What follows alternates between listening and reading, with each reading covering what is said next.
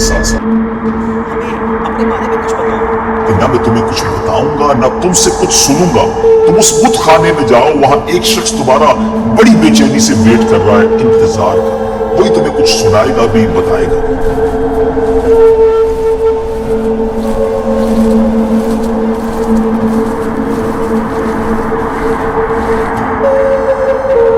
तुम लोग कौन हो, कहां से आए हो? शाम से आए हैं। अरब का क्या हाल है? और एक शख्स वहां पैदा होना था, उसका क्या हाल है? वो अच्छे हाल में है और इब्तिदा में उनकी मुखालिफत हुई, मगर अब तो तमाम अरब पर वो गालिब हो गए हैं और सारा अरब एक दीन, एक खुदा को मानने वाला हो गया है। सगर के चश्मे का क्या हाल है?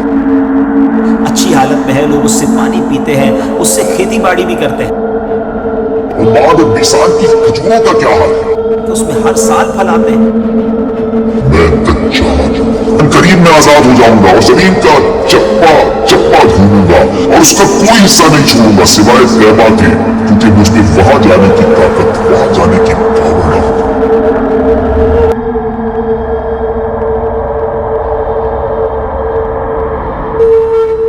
तो जाहिर है कि यहूदी एक क्राइस्ट के इंतजार में है। वो आके यरूशलेम में उन्हें तौहीद सिखा के चला गया। इन्होंने उसे वलदुल हराम और दज्जाल डिक्लेयर किया, नाउज़ बिल्लाह, ईसा इब्न मरियम को। और अब जब एंटी क्राइस्ट झूठा दज्जाल आएगा, ये उसे अपना मसीह मान लेंगे, ठीक है, और उसके साथ मिलके ये मुसलमानों के खिलाफ साजिशें करेंगे। अब दज्जाल को अल्लाह ताला ने गैर मामूली सलाहियतें दी होंगी उम्मत की आजमाइश के लिए। तो दज्जाल को अल्लाह ताला ने क्वालिटीज़ दी हैं जो बुखारी मुस्लिम में है कि उसके हुक्म से बारिश बरसेगी, ज़मीन सब्ज़ा उगाएगी, और उस ज़माने में एक कामिलुल ईमान मोमिन उसके सामने खड़ा होगा और वो कहेगा तू दज्जाल है। वो कहेगा मैं तुझे कत्ल करके दोबारा जिंदा करूंगा, और वो दो टुकड़े उसके करेगा और दो टुकड़ों के दरमियान चलेगा और फिर उसे जिंदा कर लेगा और कहेगा अब मुझे मान कि मैं तेरा खुदा हूँ। तो वो कहेगा कि तेरे इस अमल ने मेरे ईमान में इजाफा किया है, मेरे नबी ने मुझे फरमाया था, मुझ तक हदीस पहुंची थी कि वो एक मोमिन के साथ ऐसा करेगा, अब तो दोबारा इस पर कादिर नहीं होगा। और वो फिर उस मोमिन को कत्ल करवा देगा।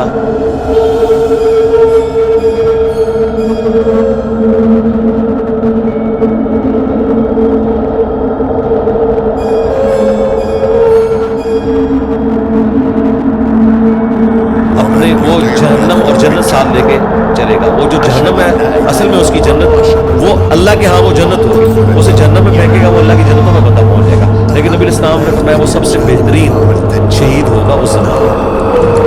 तो ये दज्जाल सारे मामलात करेगा और गैर मामूली सलाहियतों के साथ।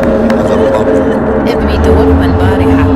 يمكنني إحياء ابنك ولكن بشرط أن تؤمني بأن ربك. نعم سوف بك. قم انعقده الوقت.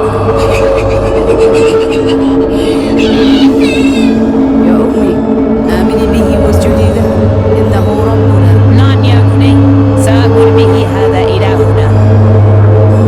अब दज्जाल का फितना इतना बड़ा है कि इमाम महदी के काबू नहीं आएगा, उसके लिए कोई ज्यादा पावरफुल पर्सनैलिटी चाहिए।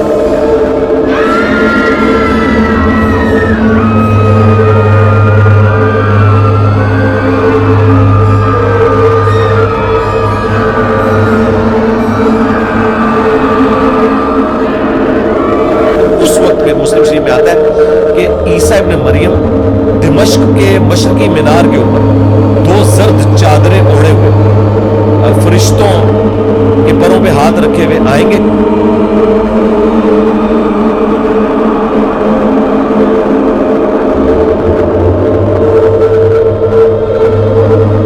अच्छा, वो उतरेंगे और इकामत हो चुकी होगी, मुसलमानों का अमीर नमाज पढ़ाने लगेगा और वो देखेंगे ईसा इब्न मरियम है तो वो मुसल्ला छोड़ दें। तो ईसा इब्न मरियम कहेंगे कि नहीं, ये एजाज़ है तुम्हारे लिए कि तुम में बाज़ के इमाम आते हैं हमारे पीछे। लेकिन ईसा इब्न मरियम को अल्लाह ने गैर मामूली सलाहियत दी होगी उनके सांस की वजह से। मुस्लिम शरीफ में आता है कि दज्जाल जो है वो नमक